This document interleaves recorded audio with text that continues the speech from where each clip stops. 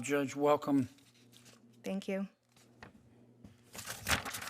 You are probably the least productive member of your district court, isn't that right? Well, I have not considered myself in those terms, Senator. Well, let me explain what I mean.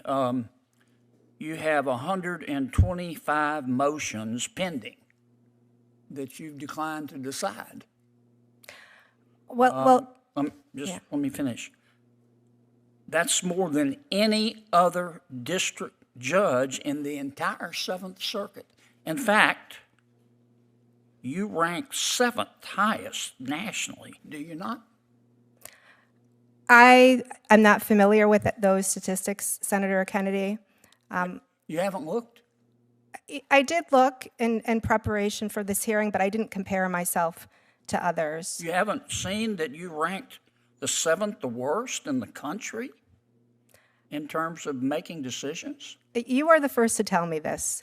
And I think for me, I stress the quality of my decision making. And as I explained, I was the first district judge to come on during this administration. Yeah, but so were all the others. I mean, there have been 68 district judges confirmed in the 117th Congress. In terms of motions pending for more than 6 months, you rank number 3. You all came on at the same time. You all had the same problems with COVID. You're the third worst. You really think of all the other district judges in the Seventh Circuit, you're the one that ought to be promoted based on this record? Senator, this is something that I've discussed with my fellow judges. Many of us new judges from... I thought you said you'd never looked at these statistics. I haven't, these particular statistics I am not familiar with. But in terms of new judges, both from the current administration and the former administration, we are quite a collegial bunch. And oftentimes talk about the pressures of a new judge and the way reassignments work in our district, which is that you get, for example, 300 cases. Yes, ma'am, I understand. I'm familiar with the procedure in federal court.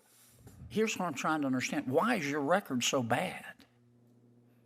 Well, I don't view it that way, Senator. When I look at the quality of my decision-making, the feedback that I get from parties, Of course parties are not going to criticize you. They want you to rule in their favor. I understand, Senator Kennedy. I mean, that's just the way it works. Help me understand why you have such an abysmal record in moving cases. I mean, it costs a lot of money to litigate, and people are paying lawyers, and time is money. And of all the district court judges in the Seventh Circuit, you're the worst in terms of moving cases. Why do you think you deserve to be promoted over all of those others? So, Senator, again, I'm not familiar with the statistics, but I stand by my record and that I give parties what they need. I think, I am regularly in my courtroom. I am regularly issuing decisions. I just came on at a very difficult time where there was a backlog in the courts. Today on Capitol Hill, tensions flared during a judicial confirmation hearing as Senator John Kennedy confronted a federal judge over case delays and past legal positions. Here's what unfolded. During the questioning, Senator Kennedy accused the judge of being one of the least productive in her district, citing statistics that showed she had over 125 pending motions, ranking among the highest in the Seventh Circuit for unresolved cases. Kennedy pressed hard, asking, "Why is your record so poor in moving cases forward? Why should you be promoted over other judges?" The judge defended herself, emphasizing the quality of her decisions rather than speed. She explained that she took office during a period of significant court backlog, insisting she remains active in the courtroom and committed to fairness. But Senator Kennedy wasn't finished. He pointed to a pro bono brief the judge signed years ago, supporting a ban on assault weapons. Kennedy challenged her directly. You told the court assault weapons should be banned, so what did you mean by assault weapons? The judge responded that she was local counsel on the case and did not author the brief. She stated she did not recall the exact legal definition used at the time. Kennedy pushed back. You signed it. You asked to ban something. And today, you can't define it? So did everybody else. Let me ask you, when you were a partner in your law firm, you volunteered to write a brief on behalf of the Brady Center. You wrote the brief, and this is what you said. You volunteered for this. You weren't being paid. Is that right? This was a pro bono case that one of my partners brought in, yes. You said, quote, assault weapons may be banned because they're extraordinarily dangerous and are not appropriate for legitimate self-defense purposes, close quote. Tell me what you meant by assault weapons. Thank you, Senator Kennedy. Just to clarify, there, I was local counsel. Our Supreme... Yeah, but you wrote the brief. Tell me what you meant by assault weapons. Senator Kennedy, actually, I did not write the brief. The brief was written by... You signed the brief, though, didn't you? Correct. I signed the When you brief. sign a brief, you're testifying to the court that everything in it is true, right?